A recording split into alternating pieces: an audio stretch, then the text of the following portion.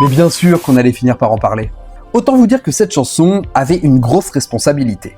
Faisant l'ouverture du nouvel album Dangerous et qui devait annoncer de manière vindicative la direction artistique de l'opus. Posant l'ambition de cette chanson encore plus loin avec son court-métrage qui va faire venir un invité de marque. Autant vous dire que cette chanson est dans la pure tradition de ce que devait proposer Dangerous. Mes chers amis, arrive enfin le moment de parler de la chanson Jame. Michael, look, since nobody's watching, why don't you show me how to dance? Okay, what you do is spin, boom. Dans cette vidéo, nous ferons un retour sur l'élaboration du morceau, la construction de son film et l'emblématique prestation qui a ouvert le Dangerous Tour, offrant alors les images iconiques de cette époque, bien connues du grand public. Mais commençons notre voyage modestement en revenant sur l'élaboration de ce morceau. L'artiste René Moore est en train de travailler sur son nouvel album I'll Be Good, produit par Motown. Et il travaille sur une composition rythmée et percutante et va faire appel à l'ingénieur du son Bruce Swedon pour l'aider dans la composition. Lui demandant alors d'offrir un mixage plus audible pour lui trouver une direction artistique. Seulement, Bruce Swedon se pose une réflexion sur la dynamique de ce morceau et se dit une chose intéressante. Il s'entretient avec René Moore et lui dit tout simplement « Nous devrions jouer ça à Michael, c'est vraiment percutant ». René Moore fait donc passer son instrumental à Michael Jackson, qui va adorer le morceau. Moore décide alors de céder son instrumental à Michael Jackson, qui de son côté va commencer à écrire les paroles de la chanson.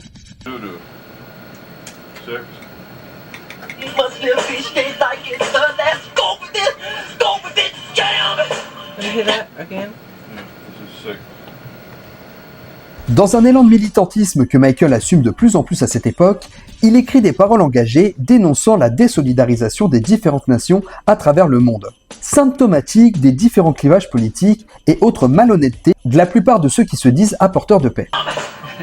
Why do people see cameras together? I know. What was that? 7. You must live each day like it's Sunday. Go with it, jam! See why we can't wear boots? Everybody fixing their hair, straightening their Bruce curling his mustache. Right. Sans viser de personne en particulier, mais choisissant plutôt de généraliser son message.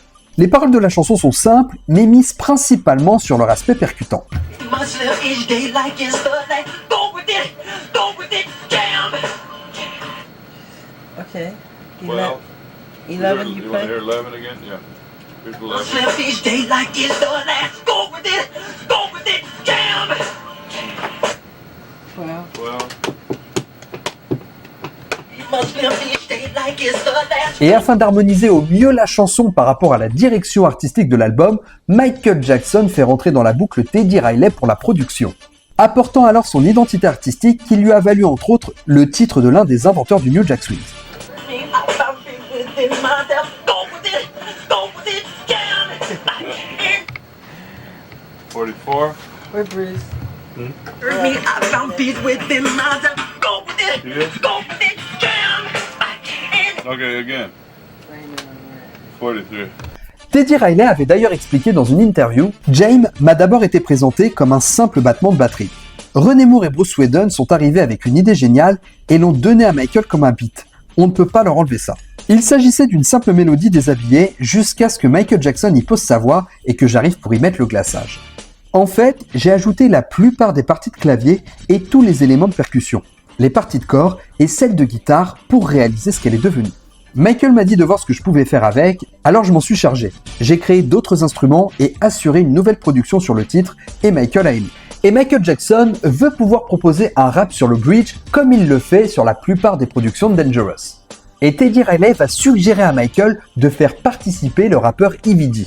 Et toujours selon les dires de Teddy Riley, j'ai eu l'idée de faire appel à EVD afin qu'il chante sur le morceau car il était le rappeur préféré de Michael à l'époque.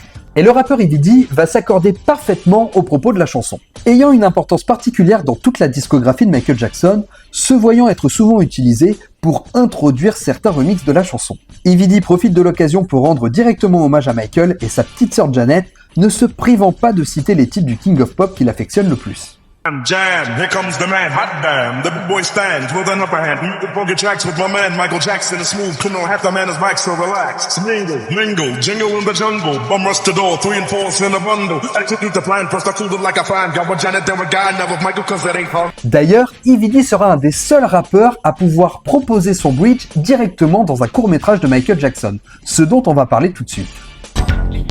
Michael Jackson is the king of pop. Okay, here we go. He's fine!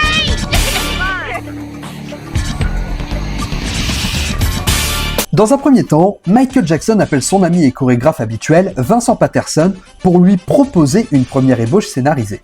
Imaginons alors un projet ambitieux où Michael interprète un roi déambulant dans son château au milieu de danseurs et d'animaux, se transformant en créatures fantastiques.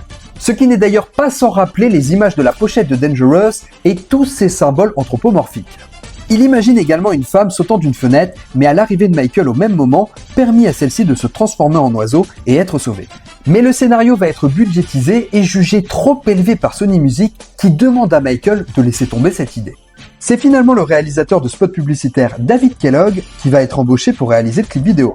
Mettant alors le propos de la chanson de côté pour mettre en scène une idée bien plus folle, intégrant avec Michael Jackson une autre icône issue cette fois-ci du milieu sportif. Le basketteur Michael Jordan. Imaginons alors que chaque MJ pourrait apprendre à l'autre sa spécialité. Cependant, le basketteur n'est pas particulièrement convaincu par l'idée et il avait d'ailleurs déclaré « D'abord, je me suis dit, je ne sais pas si j'ai envie de le faire. Si Michael me demande de danser, cela va être très embarrassant. Et puis, j'ai réalisé que c'était quand même Michael Jackson. Je n'aurais jamais plus l'opportunité de le connaître et de tourner en même temps une vidéo avec lui. J'ai changé d'avis et j'ai décidé de faire le clip. » Phil Rose, producteur qui avait déjà travaillé avec la famille Jackson sur 2300 Jackson Street, va être embauché pour produire le clip vidéo. La décision est prise d'orienter le tournage dans un hangar de Chicago afin de faciliter les déplacements de Michael Jordan qui jouait à l'époque chez les Chicago Bulls. Phil Rose se souvient avoir mis énormément de temps avant de trouver un lieu avec les plafonds suffisamment hauts. Il repère un ancien arsenal abandonné sur Madison Street à l'ouest de Chicago, construit en 1916.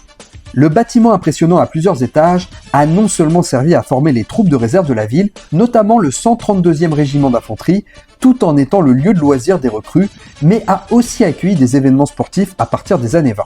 Entre 25 et 41, il a été le terrain de jeu des Chicago Bruins, une équipe de la National Basketball League, l'ancêtre de la NBA. Au cours de la Deuxième Guerre mondiale, l'arsenal a été utilisé pour l'effort de guerre, le building désaffecté et délabré et va être détruit par la suite en 1999. Et c'est le décorateur Rob Pearson qui va faire aménager un terrain de basketball en plein milieu du hangar. Phil Rose avait d'ailleurs déclaré « C'était super de voir un terrain de basket en plein milieu d'un immeuble entièrement délabré ». Phil Rose se rend par la suite au commissariat de police pour assurer la sécurité du tournage et annonce alors qu'ils sont en train de tourner une pub pour de la mayonnaise. D'ailleurs, tous les documents et les listes d'intervenants portaient la mention « pub pour mayonnaise ». Mais de vous à moi, ça aurait été super drôle de troller tout le monde en appelant ça plutôt une pub pour confiture, étant donné que James veut également dire confiture en anglais.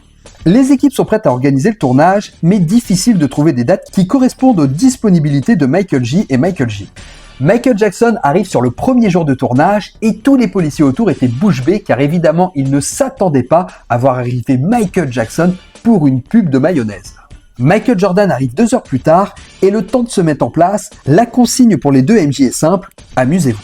Permettant ainsi de mettre en boîte des images totalement spontanées de l'artiste et du sportif, s'amusant ensemble de manière désinhibée, assumant totalement leur manque de talent pour la spécialité de l'autre. Jordan s'efforce de montrer à Michael comment manier le ballon, allant jusqu'à lui apporter un escabeau pour l'aider un peu. Oui, car vous aurez bien compris que les moments où Michael Jackson arrive à marquer un panier à l'aveugle est évidemment réalisé en effet spécial. You need to hop for me to jam. You need to hop for me to jam. You got it. Yeah, I think that. You need to hop for me to jam. Le basketteur se prête au jeu d'apprendre le style chorégraphique de Michael, laissant place pour la dernière partie à une séquence mémorable des deux artistes sous un somptueux jeu de lumière. Bon, et je vous avoue que quand j'étais petit, j'ai beaucoup visionné ce moment pour pouvoir enfin apprendre à faire le moonwalk. Same system, but you're going back. Okay, go. This, the other one goes up and... I think I got it. Yeah. You need to hop for me to. What's the line? Wait, what's the point? Et Phil Rose se souvenait encore, il y a eu beaucoup d'improvisation sur le tournage. Jordan était un peu maladroit en dansant, et je dirais que le tir en suspension de Michael Jackson était probablement aussi faible que la danse du King of Pop. Il s'agissait donc simplement de capturer des moments entre eux et de les utiliser ensuite. C'était plus un documentaire que du cinéma. Le tournage se poursuit et Michael Jackson va bien sûr inclure des séquences où il chante la chanson.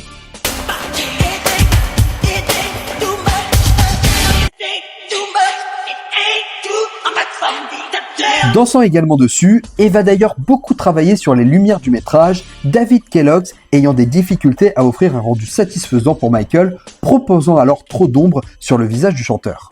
Il avait d'ailleurs déclaré « Michael Jackson et son équipe étaient vraiment très préoccupés par l'éclairage. Il n'aimait pas du tout les éclairages latéraux car Michael sentait que son visage était plutôt anguleux et que cela risquait de former une ombre qu'il n'apprécie pas vraiment. Il préférait être filmé comme une silhouette ou avec un éclairage rectiligne et assez doux. Nous avons installé derrière la caméra une sorte de mur de lumière. » Et en dehors de la présence de Michael Jordan et EVD sur le set, le groupe de rap Criss Cross va également faire son apparition. Le groupe étant en vogue à l'époque avec leur chanson Jump, qui samplait d'ailleurs I Want You Back des Jackson 5.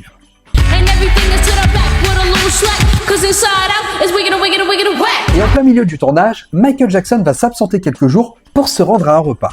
Phil Rose appelle les assistants de Michael, leur demandant s'il pouvait reporter son déjeuner pour pouvoir terminer le tournage. On lui aurait alors répondu que Michael Jackson avait rendez-vous avec le président des États-Unis à la Maison Blanche, George Bush lui remettant le Point of Light Award le 1er mai 1992. Michael retourne sur le set, le tournage se termine et les deux stars vont garder un très bon souvenir de ce moment. We had to play one-on-one. It was so embarrassing. He never missed. But that was the object, for him to teach me to play basketball and for me to teach him to dance, you know. Le résultat du clip est tout bonnement dantesque. Michael impose tout de même la notion du message de la chanson en se servant d'un ballon de basket en forme de planète Terre qui va se balader tout autour de Chicago, pour finalement être ramassé, clôturant alors la première partie du clip et la chanson. La mise en scène est également somptueuse à côté des chorégraphies de Michael, où un match de basket est organisé dans le hangar avec tous les figurants du métrage, offrant une perception bien particulière dans la filmographie de Michael Jackson. D'ailleurs, pour l'anecdote, un laserdisc japonais nommé Untouchables va proposer une version alternative du clip en ajoutant des images d'archives de Michael Jordan sur ses meilleurs moments de basket. La chanson de Jem va également avoir l'honneur d'ouvrir à plusieurs reprises la deuxième tournée mondiale de Michael en solo, le Dangerous Tour.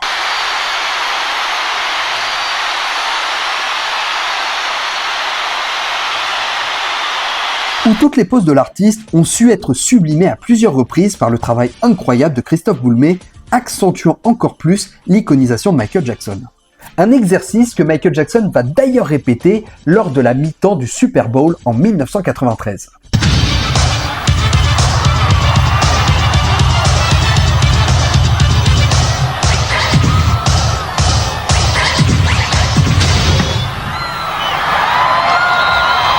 Jem ouvrant également le medley que Michael interprète ce soir-là, battant alors des records d'audience en rassemblant près de 134,5 millions de téléspectateurs. Et Jem va également être retenu pour faire partie des chansons interprétées pour les séries de concerts This Is It.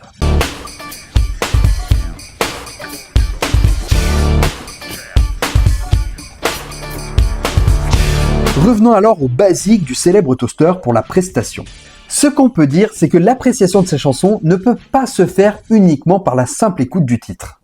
Tellement ancré par tout ce qui a été construit autour du morceau et évidemment principalement sur le crossover Michael Jackson-Michael Jordan. Le morceau remplit le job et tient sa promesse de ce qu'il nous introduit pour l'album Dangerous. Ce titre est un de ceux qui sonne comme étant le plus intemporel de toute la carrière de Michael Jackson. Et très franchement, je vois pas ce que je pourrais vous dire de plus, à vous de le faire dans les commentaires. Et c'est là-dessus que nous terminerons cette vidéo. Merci beaucoup de l'avoir suivi jusqu'au bout, j'espère qu'elle vous aura plu. N'hésitez pas à partager, liker, commenter, c'est ce qui aide le plus la chaîne. Vous pouvez également devenir membre soutien et avoir accès à du contenu en avant-première. En attendant, pensez à vous abonner pour ne pas rater les prochaines vidéos. Moi je vous laisse, ciao les amis.